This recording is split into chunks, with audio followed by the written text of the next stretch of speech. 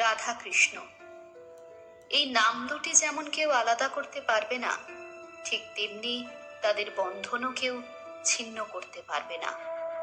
এই নাম দুটির সাথে যেন হৃদয়ের কোমলতা ও চোখের আবেগ মিলেমিশে একাকার হয়ে যায়। আজ রাধা অষ্টমী। আজকের আলোচ্য বিষয় রাধার জন্ম কাহিনী। রাধা শ্রীকৃষ্ণের সাথে গোলকে থাকতেন। একবার দেবী রাধা গোলকে ছিলেন না, আর সেই সময় শ্রীকৃষ্ণ তার বন্ধু বিরাজের সাথে গোলকে ভ্রমণ করতে বেরিয়েছিলেন। এই কথা শুনে রাধাজি ভীষণ রেগে গেলেন এবং সঙ্গে সঙ্গে শ্রীকৃষ্ণের কাছে গিয়ে তাকে ভালো মন্দ কথা বলতে লাগলেন। এই দেখে কৃষ্ণের বন্ধু শ্রীদামার ভীষণ খারাপ লাগলো এবং তিনি রাধাকে পৃথিবীতে জন্ম নেয়ার অভিশাপ দিলেন। রাধাকে এত রাগান্বিত দেখে বিরাজ সেখান থেকে নদী রূপে চলে গেলেন। এই অভিশাপের পর রাধা শ্রীদামাকে অসুর বংশে জন্ম নেয়ার অভিশাপ দিলেন। দেবী রাধার অভিশাপের কারণেই শ্রীদামা শঙ্খচূড় রূপে অসুর কুলে জন্মগ্রহণ করেন, যে পরে ভগবান বিষ্ণুর একান্ত ভক্ত হয়ে উঠেছিলেন এবং দেবী রাধা বৃষভানুজির কন্যা হিসাবে পৃথিবীতে জন্মগ্রহণ করেছিলেন। কিন্তু বৃষভানুর স্ত্রী কীর্তিদেবীর গর্ভ থেকে রাধার জন্ম হয়নি। যখন শ্রীদামা এবং রাধা একে অপরকে অভিশাপ দেন, তখন শ্রীকৃষ্ণ রাধাকে বলেছিলেন যে আপনাকে দেবী কীর্তি এবং বৃষভানুর কন্যা হয়ে পৃথিবীতে বাস করতে হবে। সেখানে আয়ান নামে এক বৈশ্যের সাথে তোমার বিয়ে হবে। আয়ান আমার অবতার হবে এবং তুমি পৃথিবীতে আমার প্রিয় হয়ে থাকবে। সেই রূপে আমাদের সইতে হবে বিচ্ছেদের বেদনা। এখন পৃথিবীতে জন্ম নেওয়ার প্রস্তুতি নিন। জাগতিক দিক থেকে দেবী কীর্তি গর্ভবতী হন এবং তাকে জন্ম দেন, কিন্তু বায়ু যোগমায়ার অনুপ্রেরণায় দেবী কীর্তির গর্ভে প্রবেশ করেন এবং তিনি বায়ুর জন্ম দেন। যখন তিনি প্রসব বেদনার মধ্যে দিয়ে যাচ্ছিলেন, তখন ঠিক সেই সময়েই দেবী রাধা কন্যা রূপে আবির্ভূত হন। রাধা কৃষ্ণ, এই নাম দুটি যেমন কেউ আলাদা করতে পারবে না, ঠিক তেমনি তাদের বন্ধনও কেউ ছিন্ন করতে পারবে না। এই নাম দুটির সাথে যেন হৃদয়ের কোমলতা ও চোখের আবেগ মিলেমিশে একাকার হয়ে যায়। যখনই এই পৃথিবীতে ভালোবাসার উদাহরণ দেওয়া হয়, তখন প্রথমেই কৃষ্ণ ও রাধার প্রেমের উদাহরণ আসে। রাধা ও কৃষ্ণের প্রেমকে জীবাত্মা ও পরমাত্মার মিলন বলা হয়ে থাকে। কিন্তু এমন কি হয়েছিল যখন শ্রীকৃষ্ণ তার প্রাণের চেয়ে প্রিয় রাধাকে ছেড়ে চলে গিয়েছিল? আর কৃষ্ণ ছাড়া কিভাবেই বা বাকি জীবনটা কাটিয়ে দিয়েছিল রাধা? রাধা ও কৃষ্ণের বিবাহ কেন হলো না? কারোর কি অভিশাপ ছিল?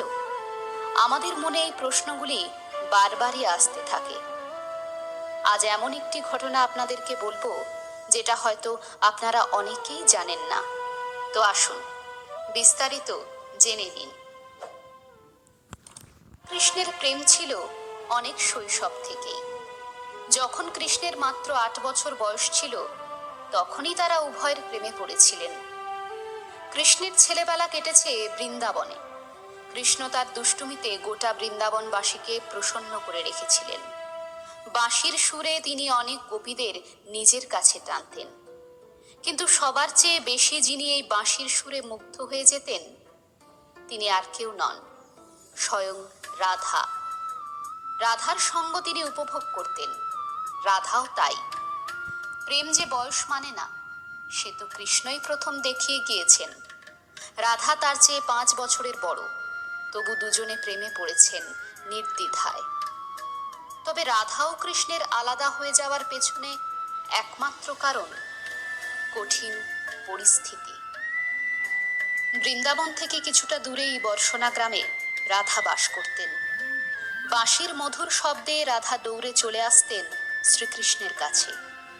কিন্তু একদিন শ্রীকৃষ্ণকে বৃন্দাবন ছেড়ে মথুরার উদ্দেশ্যে রওনা দিতে হয়, মথুরাবাসীকে অত্যাচারী মামা কংসের হাত থেকে রক্ষার জন্য।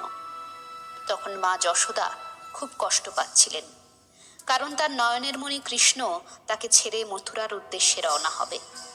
পুরো গ্রাম কৃষ্ণের মথুরা যাওয়া নিয়ে খুব কষ্টে ছিল, কিন্তু যেতে তো হবেই। যাওয়ার আগে রাধার সাথে একটিবার সাক্ষাতের জন্য ব্যাকুল হয়ে রয়েছে কৃষ্ণ। তিনি লুকিয়ে রাধার সাথে দেখা করতে গেলেন। দেখা হতে নিভৃতে কেটে যায় কয়েকটা মুহূর্ত। কারো মুখে কোনো কথা নেই, বুকের ভিতরে তোলপাড় হলেও রাধার মুখে তার অভিব্যক্তি নেই। নিজের মনকে হয়তোবা শান্ত করার চেষ্টা চালিয়ে যাচ্ছিলেন আপ্রাণ।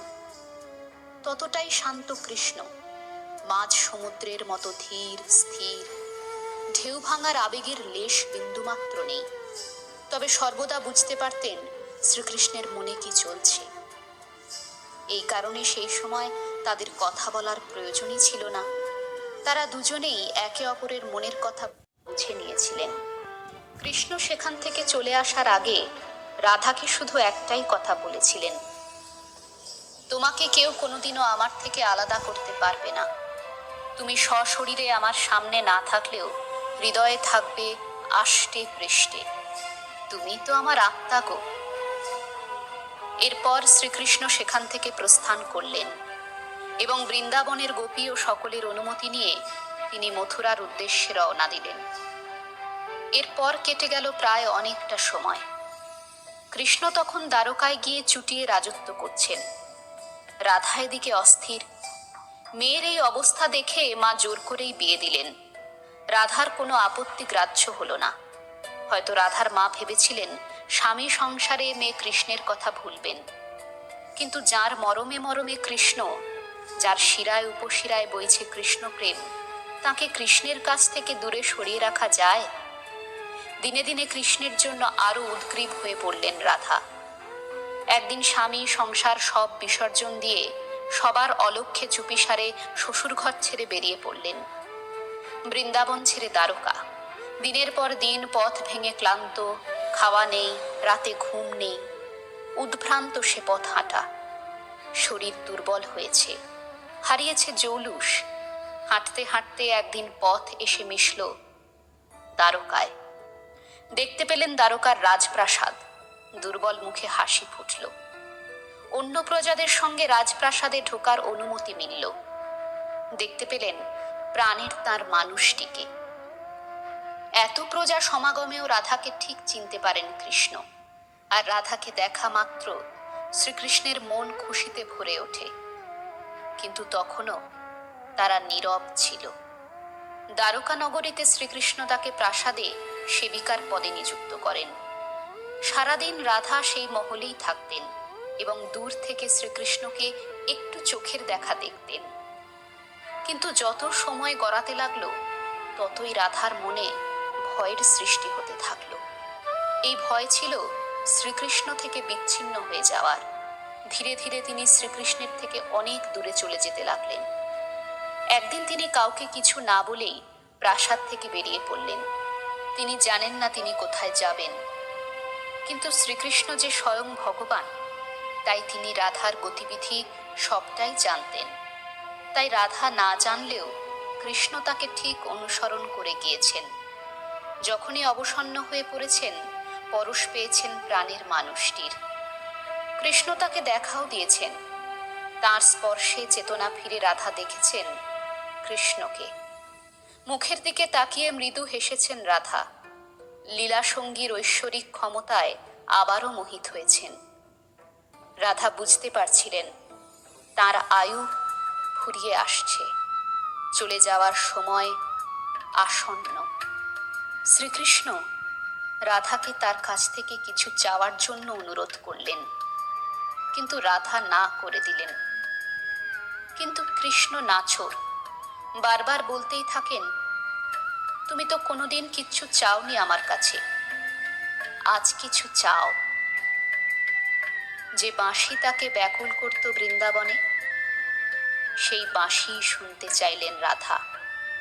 আরেকটি বার, শেষবারের মতো সুর তুললেন কৃষ্ণ, যে সুর আগে কোনোদিন বাজাননি।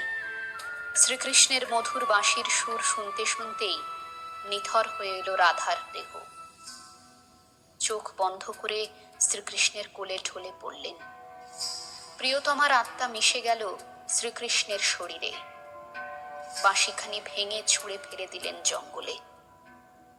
তারপর থেকে কৃষ্ণ আর কখনো বাঁশি বাজাননি। আর এইভাবেই শ্রীকৃষ্ণ আর রাধার এক অপরূপ অধ্যায়ের সমাপ্তি ঘটে।